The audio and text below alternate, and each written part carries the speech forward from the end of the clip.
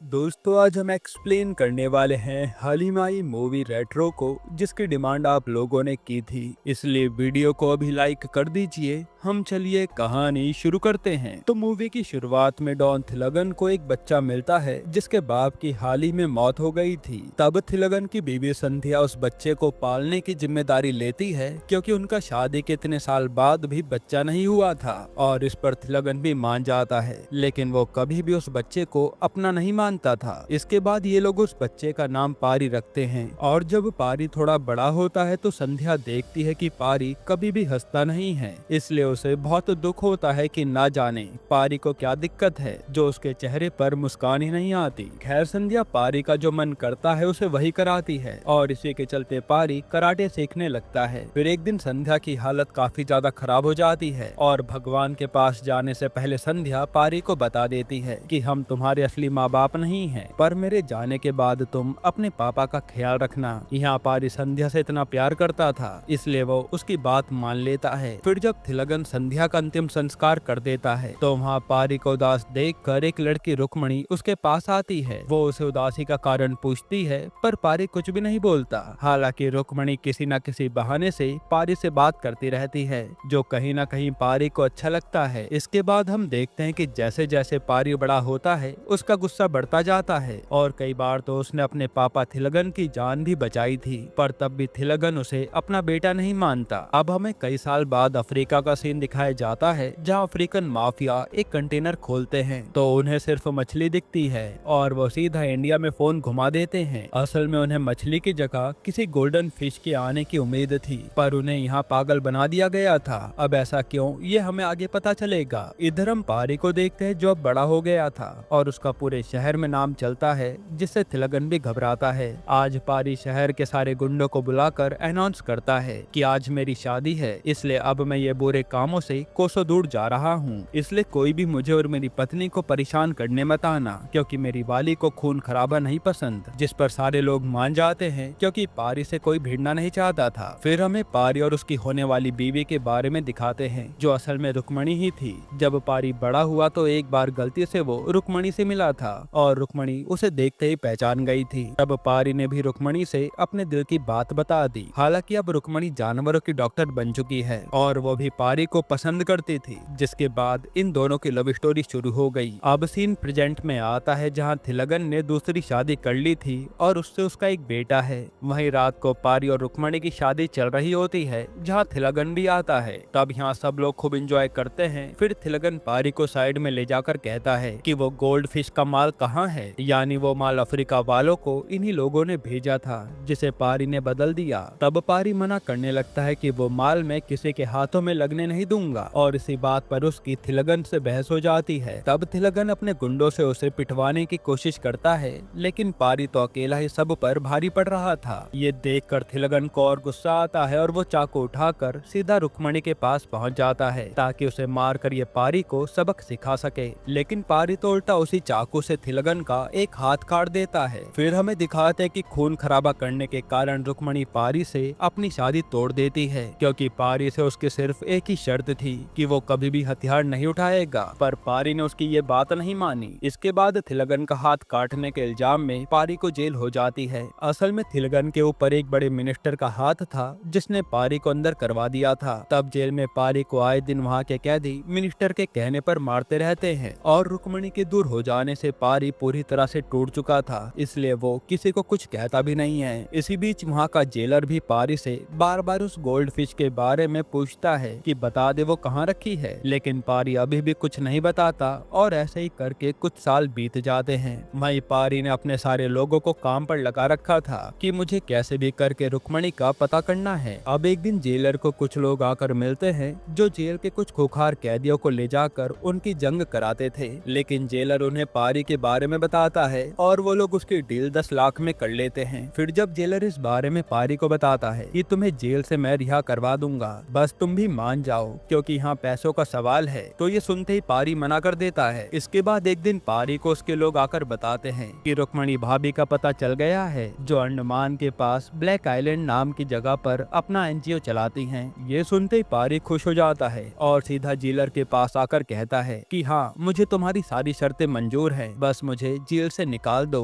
जिसके बाद रात को जेलर पारी को सीधा उसी आदमी के हाथों बेच देता है जो फाइटर ढूंढ रहा था, और जेलर के जाते ही पारी उन लोगों को बुरी तरह पीटता है और वहाँ से फरार हो जाता है। फिर वो अपने लोगों के साथ एक प्लान बनाता है और एक डॉक्टर चैपलिन के पास आता है जो लोगों को लाफ्टर थेरेपी देता था। वो उससे कहता है कि हमने तेरी बीवी बच्चों को किडनैप कर रखा है, बस तू हमारा काम कर दे, हम उन्हें छोड़ देंगे। फिर वो बताता है कि तुम्हें ब्लैक आइलैंड पर जाकर अपनी एक हाहा ब्रांच खोलनी है और मुझे वहाँ का डॉक्टर बनाकर ले चलो।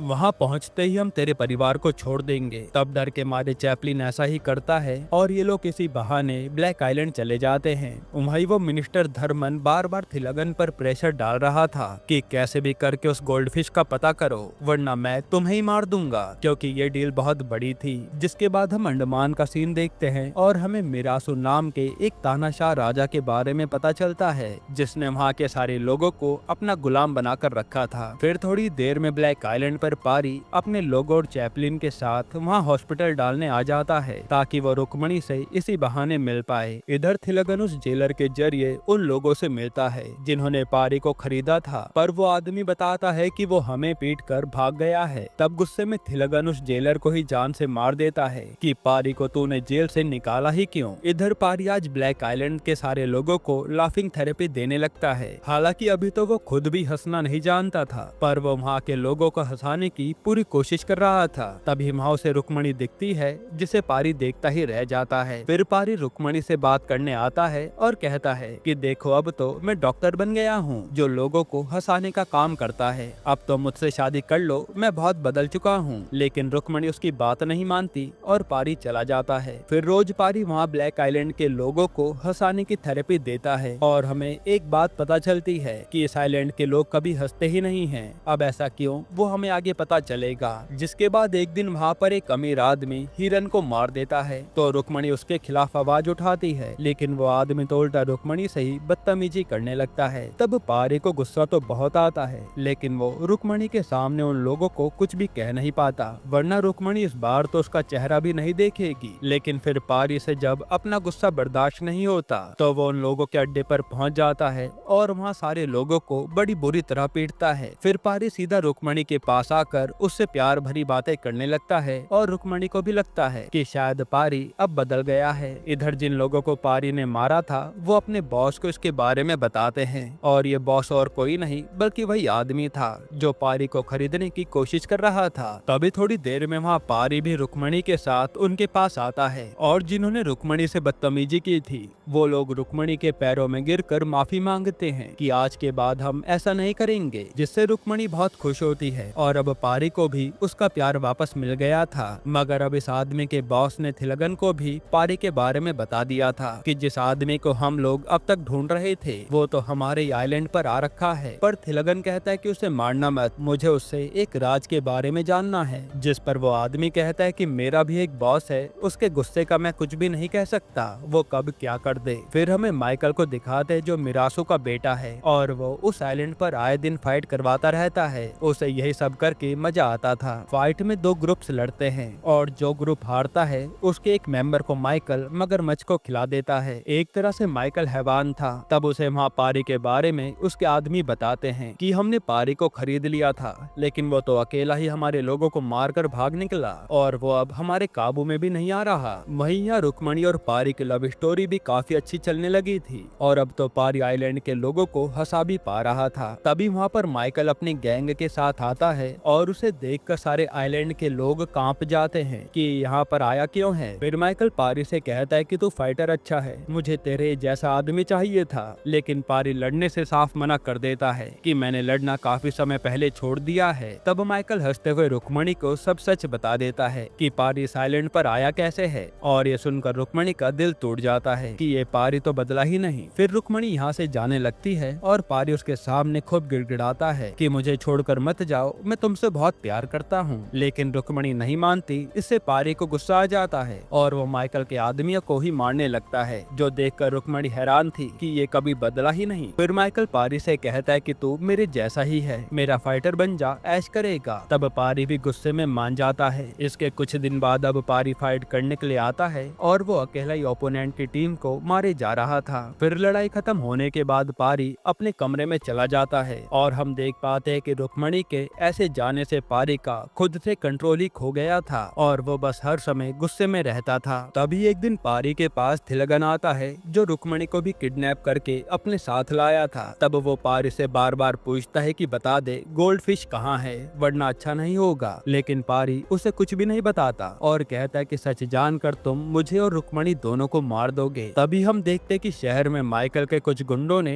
थिलगन के असली बेटे को किडनैप कर लिया है, वो भी पारी के कहने पर। और ये जानकर थिलगन के होश उड़ जाते हैं। वो पारी से कहता है कि मेरे बेटे को जाने दे, मैं तुझे कुछ भी नहीं करूंगा। तब पारी भी कहता है कि मैं गोल्डफिश के बारे में तुझे कभी नहीं बताऊंगा, जा जो करना है कर ले। फिर वहाँ से रुक्मणी भी चली जाती है। अब जब पारी अकेला बैठा होता है तभी उसे वहाँ के कुछ लोग मारने आते हैं जो असल में मिरासू और माइकल के जुर्म से तंग आ गए थे और वो पारी को इसलिए मारना चाहते थे क्योंकि पारी हर फाइट में उनके लोगों को हरा देता था, जिससे आए दिन उनके साथियों को माइकल मारे जा रहा था। तब वो लोग पारी पर हमला कर देते हैं और उन्हें तभी पारी के पेट पर एक त्रिशूल जैसा निशान बना दिखता है, जो देखकर उनके होश उड़ जाते हैं और वो लोग रोते हुए कहते हैं कि हमारा मसीहा आ गया है हमें बचाने के लिए, जो सुनकर पारी भी हैरान था। फिर वो लोग पारी को एक कहानी सुनाते हैं कि ये आइलैंड मिरासू ने अंग्रेजों से ले लिया था, जिसके बाद उसका ही कब्जा यहाँ पर हो गया। उसने यहाँ के लोगों को गुलाम बनाकर रख दिया और उन पर खूब अत्याचार करता था। फिर एक दिन जब यहाँ के सारे लोगों ने कई सालों की जमा पूंजी इकट्ठा कर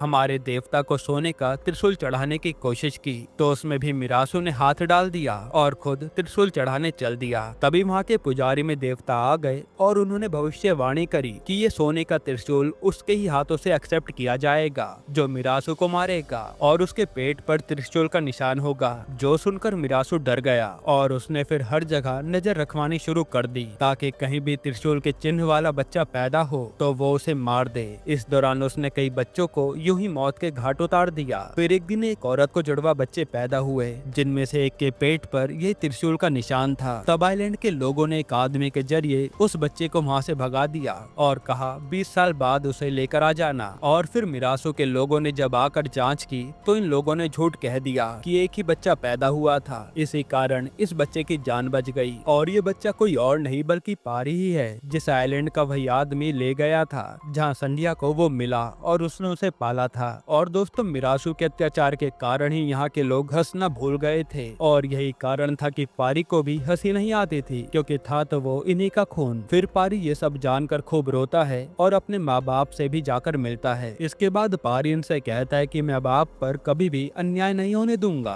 फिर अगले दिन दोबारा फाइट का दिन आता है जहाँ पारी माइकल से कहता है कि इस बार मैं तुम्हारे फाइटर से लड़ना चाहता हूँ, जिस पर माइकल मान जाता है और पारी लाइन से सारे लोगों को धूल चटा देता है। फिर पारी अपने साथियों को बुलाता है और माइकल ये देखकर हैरान था कि ये कर क्या रहा है। तब पारी कहता है कि अब तो मैं तेरे बाप और तुझे मारूंगा, तुम दोनों ने बहुत अत्याचार कर लिया। जिसके बाद ये लोग लाइन से माइकल के लोगों को मारने लगते हैं और पारी भी माइकल को खूब मारता है। फिर वो माइकल को वहीं टांग देता है जहाँ हारे हुए लोगों को वो टांगता था मगरमच्छ के खाने के लिए। जिसके बाद वो सीधा मिरासू को मारने आता है, लेकिन पारी को देखते डर के मारे मिरासू खुद को ही गोली मार लेता है, जो देखकर पारी खूब हंसता है कि ये कितना बड़ा डरपोक था और फिर वो उसके घर में आग लगाकर निकल जाता है। फिर पारी वो सोने का त्रिशूल ले जाकर उन्हीं भगवान को चढ़ाता है और सच जानने के बाद रुक्मणी ने भी पारी को एक्सेप्ट कर लिया था। वहीं थिलागन जब पारी को ढूंढते ढूंढते माइकल के अड्डे पर पहुंचता है तो सबसे पहले वो माइकल को नीचे उतारता है क्योंकि माइकल ही जानता था कि पारी कहाँ गया होगा। इसके बाद ये लोग सीधा पारी को मारने पहुंचते हैं, लेकिन यहाँ तो पारी अपने लोगों के साथ पहले से ही तैयार था।